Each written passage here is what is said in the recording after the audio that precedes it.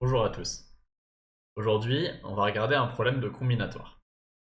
On va se demander dans un premier temps s'il est possible de ranger les entiers de 1 à 6 dans un tableau triangulaire de telle sorte que dès qu'on a deux nombres sur une ligne, alors le nombre directement en dessous de ces deux nombres est égal à la valeur absolue de la différence entre ces deux nombres.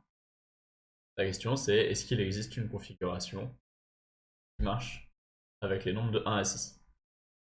Une fois que vous avez résolu la première question, posez une deuxième question, pas similaire. Est-ce qu'on est capable de ranger les entiers de 1 à 21 dans le même tableau triangulaire, cette fois-ci plus grand, avec la même contrainte, c'est-à-dire que la différence absolue de deux nombres sur une même ligne horizontale est égale à l'entier qui est sur la case directement en dessous. Je vais vous laisser chercher pendant un certain temps. Prenez le temps que vous voulez, mettez la vidéo en pause. Si vous avez besoin d'un indice, je vous conseille d'essayer de chercher un invariant. Voilà, votre temps est écoulé. J'espère que vous avez trouvé un résultat. On va directement procéder à la correction. Pour la première question, oui, c'est possible. Donc voici un exemple. Je pense qu'en cherchant un petit peu, il y a suffisamment peu de combinaisons possibles pour qu'avec suffisamment de temps, on soit capable de trouver une solution. Cette configuration-là marche, par exemple. On a bien 6-1 qui est égal à 5, 4-1 qui est égal à 3, 5-3 qui est égal à 2. Et on utilise bien tous les entiers de 1 à 6. Bien sûr, le vrai intérêt du problème, c'est la question 2, qui est un petit peu plus compliquée parce que on a beaucoup trop de possibilités, beaucoup trop de combinaisons et on peut pas tout tester à la main. Et donc, vous avez probablement essayé de chercher un petit peu au début, on n'arrive pas vraiment à trouver une configuration qui marche. Donc dans ce cas-là, qu'est-ce qu'on va faire? On va essayer de montrer qu'une telle configuration est impossible. Pour cela, on va chercher un invariant. Alors, souvent, un invariant facile, ça va être regarder la parité d'une certaine quantité. Ici, la quantité n'est pas évidente à trouver. On va en fait s'intéresser à la parité globale d'une configuration, c'est-à-dire la, la parité de la somme de tous les nombres, toutes les cases de la grille triangulaire. Alors comment on va faire ça? Déjà, quand on parle de parité, on sait que c'est pareil que raisonner modulo 2. Donc, ce que j'ai écrit là, c'est dire que la parité d'une somme de deux entiers, c'est la même que la parité de la différence des deux entiers. Et donc, c'est aussi la même que la parité de la valeur absolue de la différence, parce que la parité peut être prise dans les deux sens. Donc ici, on travaille modulo 2 pour que ce soit plus facile. Et on suppose que sur la première ligne, on a les 6 entiers A1, A2, A3, A4, A5 et A6. Dans ce cas-là, on va pouvoir calculer modulo 2 les valeurs de toutes les autres cases de la grille, juste en faisant des différences. En fait, grâce à l'équation qu'on a là, en faisant des additions modulo 2. Donc la ligne d'en dessous, on va avoir A1 plus A2, A2 plus A3, etc. jusqu'à A5 plus A6. Pour la ligne suivante, vous voyez qu'on additionne A1, A1 plus A2 avec A2 plus A3. Donc on obtient A1 plus 2A2 plus A3. Sauf que le 2A2 est toujours pair, donc on peut l'oublier.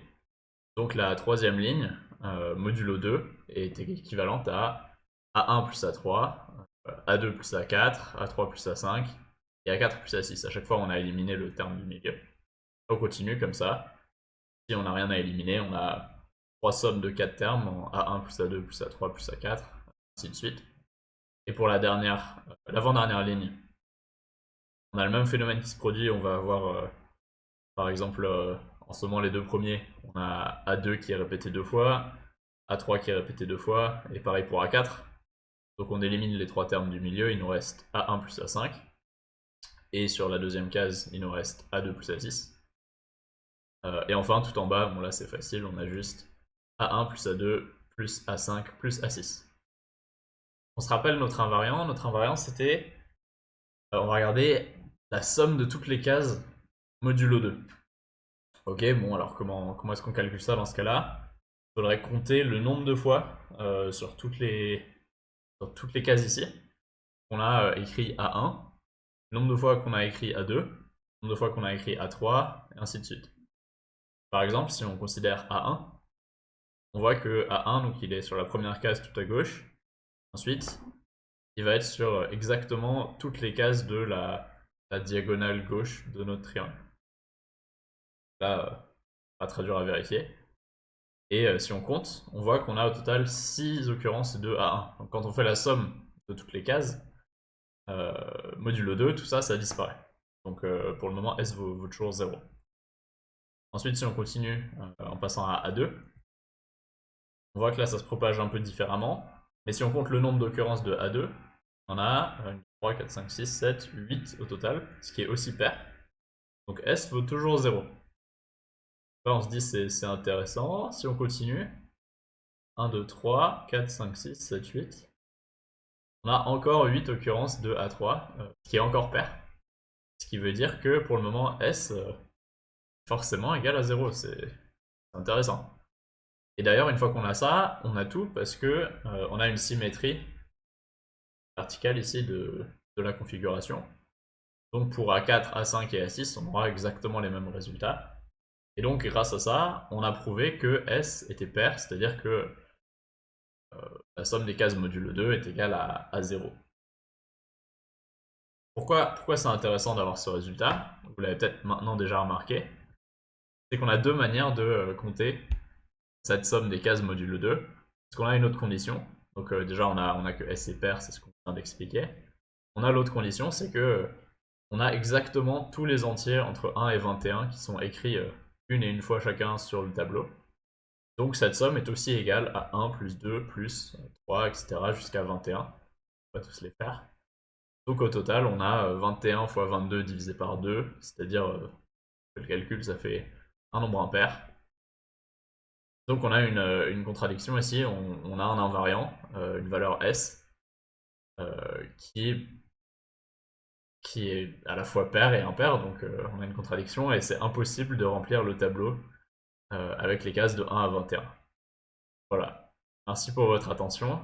Si vous voulez, vous pouvez vous amuser à généraliser l'exercice à toutes les configurations et à peut-être voir dans quel cas est-ce que on a la même impossibilité grâce à l'invariant et dans quel cas est-ce que l'invariant ne nous donne pas ça. Et dans ce cas-là, on peut se demander aussi est-ce qu'on a un algorithme qui nous permet de remplir le tableau ou non.